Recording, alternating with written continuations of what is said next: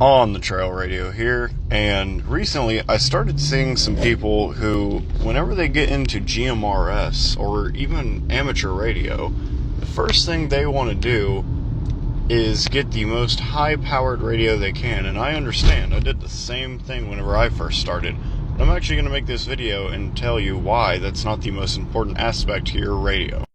2 meter and 70 centimeter amateur radio, along with GMRS, which is in the 462 megahertz range, are all line-of-sight communications. Meaning, whenever you get 50 watts, it may sound exactly the same as 10 watts, and it transmits just as far. What I like to tell everybody is, whenever you have a high wattage radio, what it really does is increase the clarity between you and another radio whenever you're in thick bush or trees or buildings. Now that's not exactly what's going on, and it's not the best way of putting it, but to me that's what helped me understand whenever I first started getting into radio what the point was of getting high-powered line-of-sight radios. For example, you may have a little 2-watt FRS radio, and it may not be able to punch through all the trees in the area. But with 50 watts, it may punch through all the trees, and you may get your message out to whoever you need.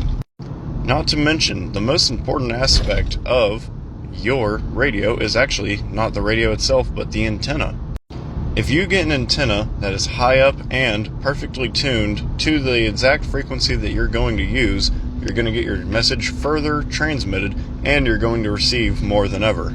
Having a better tuned antenna will lower your SWR, or your standing wave ratio, and will make it more sensitive when selecting out the frequencies that are coming your way, especially with your GMRS radio. And another thing about the power is that you're not going to be getting all 50 watts out to your antenna immediately, especially if you have 20 or so feet of coax. If you make sure that you have a really good coax, you'll have low loss. But if you just use the coax that comes with any of your radios, then you're going to notice a high loss of power. You're not going to be putting out 50 watts, you're going to be putting out 25, 30. And if it helps anybody realize that power is not everything, on my roof antenna, I have talked to people about 16 miles away on half a watt at the same time that I've talked to somebody only 16 miles away on this 50 watt. All GMRS and 2 meter and 70 centimeter communications are line of sight, and therefore power in your radio is not the most important aspect of your radio system.